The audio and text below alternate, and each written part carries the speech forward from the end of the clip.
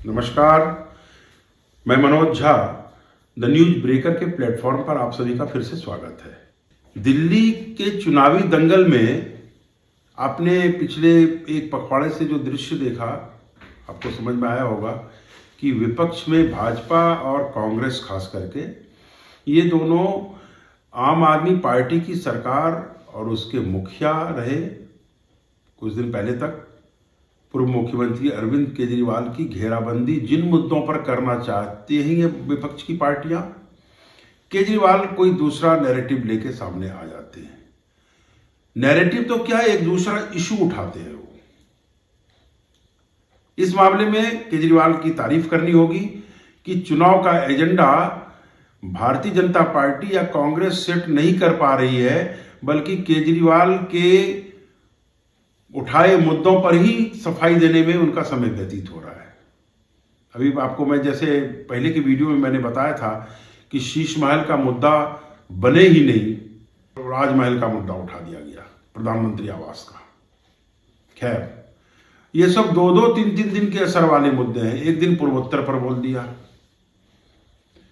एक दिन झुग्गी बस्ती में गए, अरविंद केजरीवाल ने कहा कि आपकी झुग्गी भाजपा हटवा देगी। फिर चुनाव आयोग पर 10 तरह की कंप्लेन हुई कि भारतीय जनता पार्टी की ओर से वोटरों को साड़ी, कंबल, चादर, पैसे बांटे जा रहे हैं। अब एक जो ताजा 3 दिन पुराना मुद्दा था कि यमुना में जहर मिला रहे हैं हरियाणा वाले, मतलब दिल्ली को जहरीला पानी सप्लाई किया जा रहा है। और ये दिल्ली में नरसंहार की एक साजिश है भाजपा की, क्योंकि भाजपा को पता है कि दिल्ली में वोट नहीं मिलेगा जी, इसलिए जहर दो इसको। चुनाव आयोग ने अरविंद केजरीवाल के इस बयान का कड़ा संज्ञान लिया है और उनको 2 बार, एक बार से के जवाब से असंतुष्ट रहा आयोग। कहा कि जो हम बात आपसे पूछ रहे हैं लाइन बाय लाइन जवाब दीजिए, आप उसका जो प्रश्न है उसी पे जवाब पे टिके रहिए।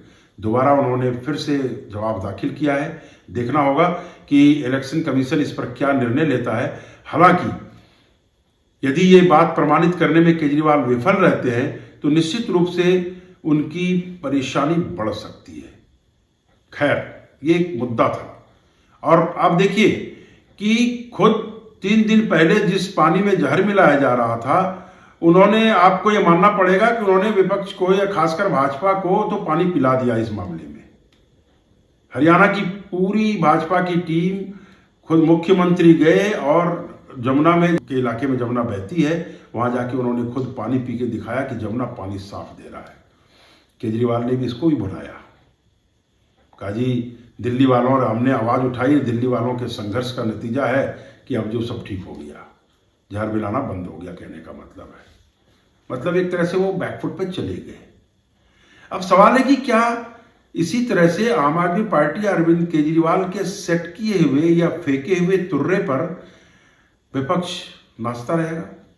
प्रधानमंत्री मोदी ने द्वारिका की रैली में जिस तरह से आम आदमी पार्टी की सरकार और उसके सर्वे सर्वा अरविंद केजरीवाल पर आज निशाना साधा, उससे साफ लग गया कि अब भाजपा केजरीवाल के शिगुफे में शायद ना आए।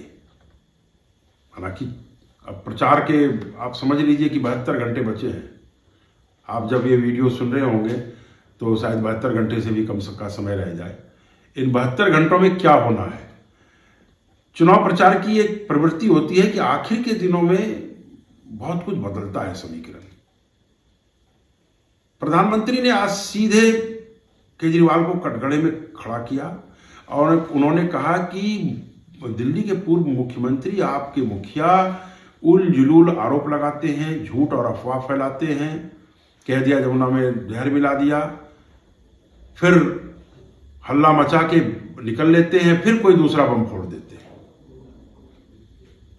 केजरीवाल इस पूरे मामले में मोटे तौर पर बैकफुट पर ही रहना पड़ा उनको, क्योंकि जो उनका दावा था जहर मिलाने का, वो दिल्ली जल बोर्ड ने उसको सिरे से खारिज कर दिया।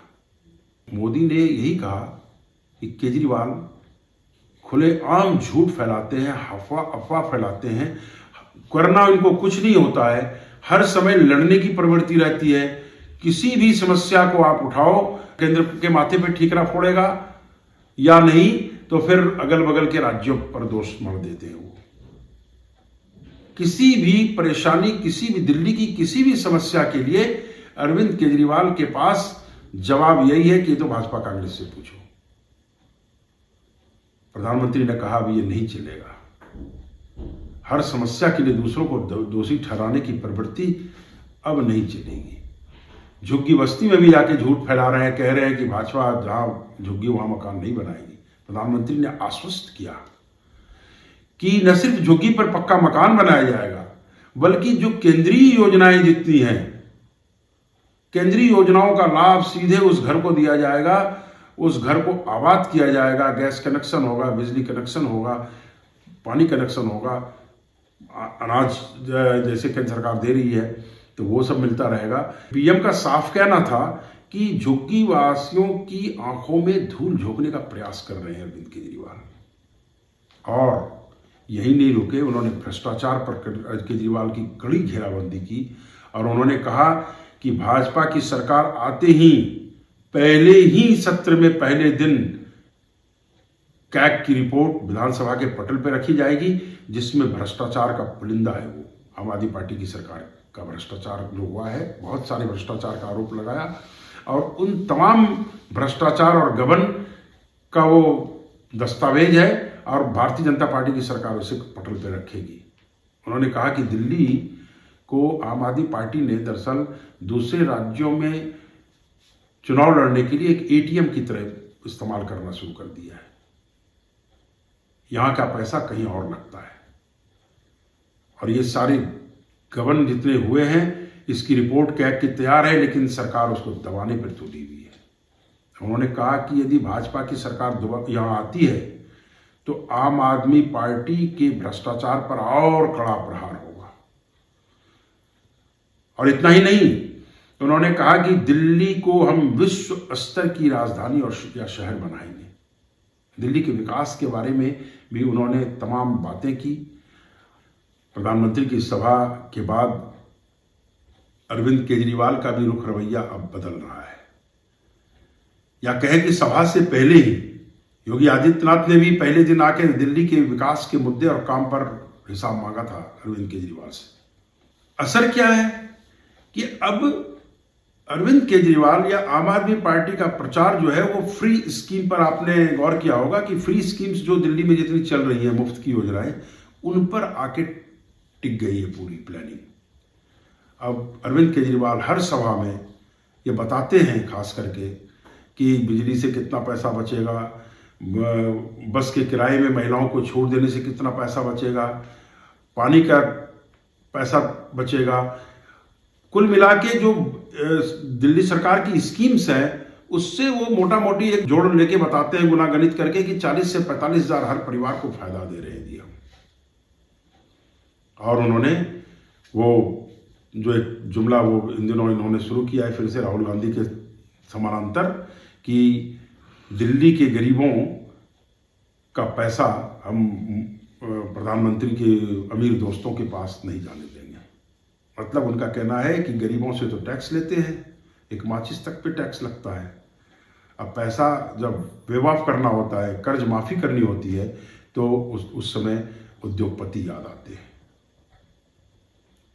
अब 72 घंटे 3 दिन का समय रह गया है। देखना है कि वोटरों के मन में अरविंद केजरीवाल या फिर भाजपा, दोनों अपने अपने हिसाब से प्रचार कर रही है।